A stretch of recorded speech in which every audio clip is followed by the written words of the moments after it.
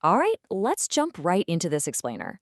Right now, our news feeds are just completely flooded with sensationalized health headlines, and honestly, it's sparking a lot of panic and confusion as we kick off 2025. But today, we're bypassing all that noise. We are going to bring you the straight, data backed science behind early 2025's biggest health stories. No hype, just the facts. Today, we're covering four main topics. 1. The winter virus surge. 2. The norovirus nightmare. 3. Frontiers in medicine. And 4. Alcohol's hidden risks. Section 1. The winter virus surge. Why we get sick. It's the eternal question, right? Why exactly do we get sick so much more in the winter? We always hear, bundle up or you'll catch a cold, which kind of implies the cold temperature itself infects you, but science tells a way more fascinating story about what's going on at the microscopic level. Being cold doesn't give you a cold.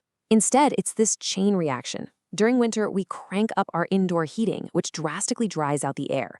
So when someone coughs or sneezes, the water in those respiratory droplets evaporates much faster than it would in humid summer air. Because of that, the droplets shrink. And since they're smaller and lighter, they can travel significantly farther across a room and just linger in the air for so much longer. It's literally just physics. Now, when you combine that micro-level physics with the macro-level reality of our winter behavior, you get an absolute perfect storm.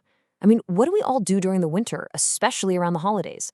We gather indoors, we shut the windows, we trap that dry air, and we pack ourselves tightly into enclosed spaces.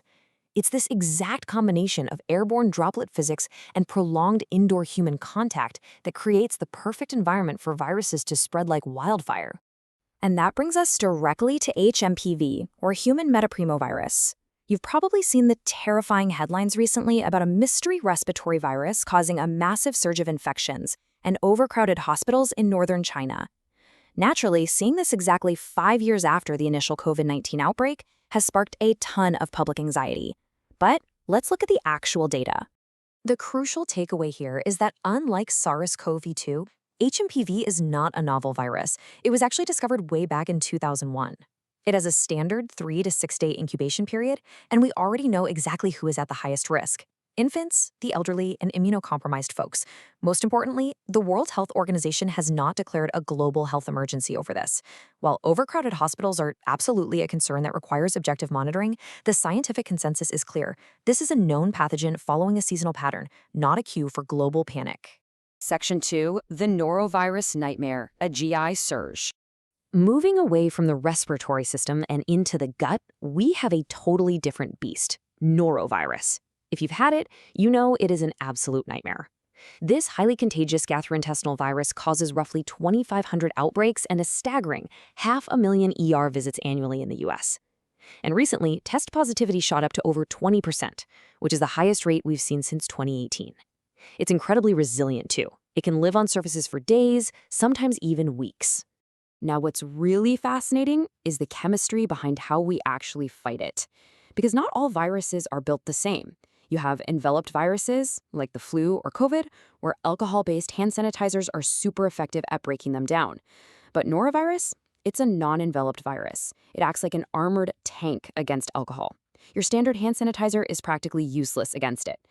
To defeat norovirus, you absolutely must rely on the mechanical action and the detergent base of good old-fashioned soap and water to physically wash the virus right off your skin. So, with those seasonal viral surges clearly mapped out, what about the future of medicine? Let's transition away from the everyday bugs we're dodging right now and look toward the horizon at what happens when we push the absolute limits of biological science. Section 3. Frontiers in medicine, Xenotransplantation and psychedelics. I want you to let this number sink in for a second. 100,000. That is the staggering number of people currently sitting on the organ transplant waiting list in the United States alone. And the tragic reality of that wait list is that 17 people die every single day because an organ just doesn't become available in time. This severe and growing shortage is exactly why scientists and researchers are desperately pursuing radical new alternatives to traditional human organ donation. This desperate need brings us to an incredible breakthrough: xenotransplantation.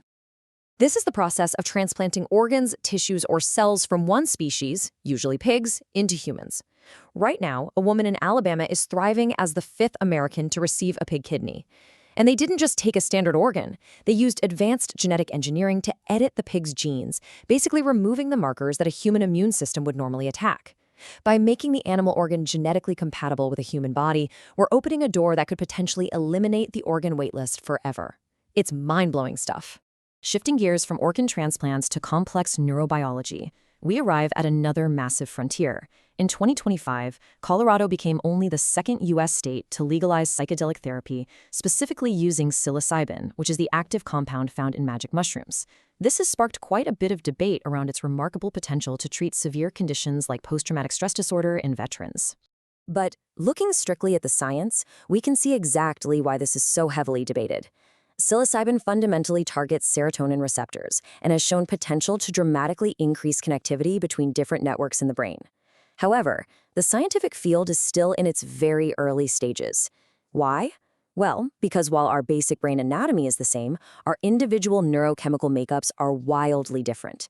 A dose that helps one person process trauma might have a completely unpredictable effect on someone else. Standardizing a psychedelic treatment is incredibly complex, which is exactly why clinical trials have to move with extreme caution. Section 4. Alcohol's Hidden Risks. The Cancer Connection. Let's step away from clinical frontiers and return to our everyday lives. Recent data is fundamentally reshaping health guidelines, specifically surrounding a push by the U.S. Surgeon General to add strict new warning labels to something many of us consume regularly: alcohol. Despite public awareness being shockingly low, fewer than half of Americans realize this.